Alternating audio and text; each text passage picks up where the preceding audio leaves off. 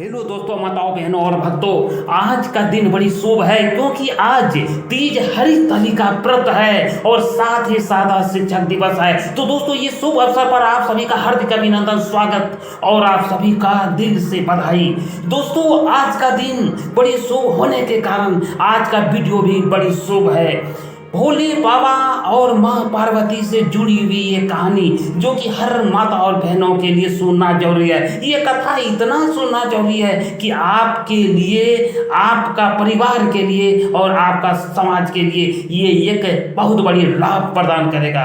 माता बहन जरूर इस पूरे वीडियो को देखिएगा। हेलो दोस्तों, मैं अपने खुद ही बागेश्वर बाबा के चरणों में दंडवत प्रणाम करता हूँ। आप सभी को नमस्कार प्रणाम जोहार करता हूँ। मित्रों, कथा को शुरू करूँ इसके पहले आपसे निवेदन करना चाहता हूं कि वीडियो को लाइक कर दीजिए। तो मित्रों, एक दिन हिमालय पर्वत पर भोले बाबा भगवान यानी जो है बैठे हुए थे मां पार्वती के साथ। अब भोले बाबा बड़ी खुश थे उस समय। अब माता पार्वती ने एक प्रश्न करते हैं कि हे भोले बाबा, हे शंकर, हे पतिदेव, हे महादेव, आप हमें बताएं कि ऐसा एक व्रत जो कि हमने क्या किया था जिसके कारण आपके जैसा पति मिला।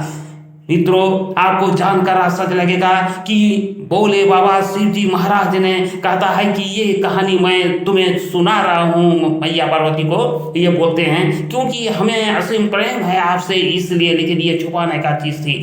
तो इस कथा का सबसे शुरुआत भोले बाबा कहता है कि आज की बात नहीं, ये अगले जन्म की बात है पार्वती। और उस समय तुम तपस्या कर रही थी मेरी घनघोर तपस्या वन में, और इतनी घनघोर कि अगर मैं दूसरे शब्द में कहूं तो 12 वर्ष तक उल्टा लटक कर तुम धुआं पी कर रही थी, 64 वर्ष तक सूखे पत्ते खा कर रही थी, और माघ महीना में सिर्फ जल पीकर, और वैशाख में अग्नि को ताप कर, और सावन में जो है भूखी प्यासी रहकर मैदान में तुम पड़ी रही। तो इस तरह की जो तपस्या देखकर विष्णु भगवान को दया आती है और उन्होंने नारद को भेजता है तुम्हारे पिता के पास जो गिरिराज के नाम से थे। और जब गिरिराज को नारद जी ये कहते हैं कि तुम्हारी पुत्री नारायण खुद शादी करना चाहते हैं, तो भला किस पिता को इतनी खुशी ना होगी कि नारायण ने ही उसकी पुत्री की हाथ मांग रहा है। मित्रों, ये सुनकर पार्वती मैया को बड़ी दुख होती है, जोर जोर से रोने लगती है और अपनी व्यथा सखियों के सामने व्यक्त करती है और कहती है कि हमें तो शिव जी प्यारा है, हमें तो भगवान महादेव ही प्यारा है, मैं शादी उसी से करूंगी। दोस्तों, उसकी सहेलियों के कहने पर वो पुनः हिमगिरी पर्वत पर दोबारा एक घने जंगल में जाकर पुनः तपस्या करना शुरू करती है और फिर घनघोर तप करती है। घनघोर तप से खुश होकर भगवान शिव खुद प्रकट होते हैं और वरदान मांगने के लिए कहते हैं। पार्वती मैया खुश होकर वरदान मांगती है और कहता है, हे प्रभु, सच में आप खुश हैं तो आप हमें पति रूप में स्वीकार करें। तो भोले बाबा ने एक मस्तु कहते हैं और एक मस्तु कहते हुए उसे स्वीकार करते हैं और पत्नी के रूप पत्नी यानी बनाते हैं। मित्रों, कहने का मतलब है कि ये पर्व जो है, जो व्रत, ये हरि तीज जो कि हरि तीज तनिका के नाम से जो है ये खुद पार्वती मैया ने भी ये पर्व को की थी। इसीलिए भोले बाबा माता पार्वती को कहते हैं कि जो भी स्त्री माता बहनें इस पर्व को करेगी वो 7 जन्म तक अपनी पीढ़ी का उद्धार करेंगे और वो स्वर्ग का जो है उसका अधिकारी बनेंगे, साथ ही अपनी परिवार को भी स्वर्ग तक पहुंचाने का वो काम करेगी।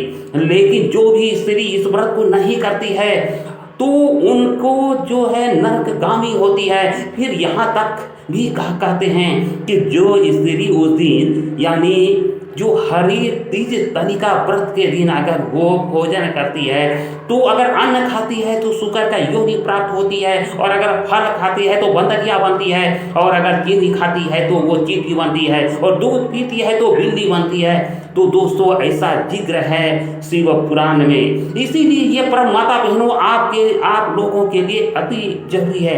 हम दूसरे शब्द में कहें तो ये वैसा त्योहार है जो कि एक बार अगर आप प्रण करेंगी तो दोबारा जो है इसे आप छोड़ नहीं सकते हैं, इसे सब दिन आपको करना पड़ेगा। इसलिए ये बड़ी जरूरी है। आप एक बार अगर अपना प्रतिज्ञा को पूरा करने के लिए आपको अपना जी जान लगाना पड़ेगा। मित्रों, एक बात हम बताना चाहेंगे कि ये पर्व जो है निर्जला व्रत के रूप में करना पड़ता है माताओं बहनों को। अब मैं अगर बताऊं तो ये जो पर्व है ये 5 सितंबर को 12:21 से प्रारंभ होकर 6 सितंबर दोपहर 3:21 तक है।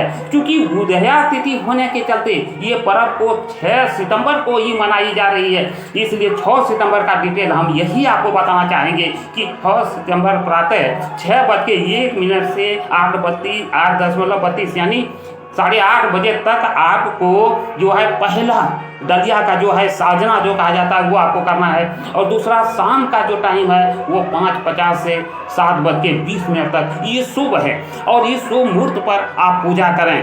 तो माताओं बहनों, अगर आपको ये वीडियो थोड़ी सी भी अच्छी लग रही है, हम आपसे निवेदन करते हैं कि वीडियो को लाइक कर दीजिए, चैनल को सब्सक्राइब कर लीजिए, उषा घनश्याम ब्लॉग चैनल का सदस्य बनिए।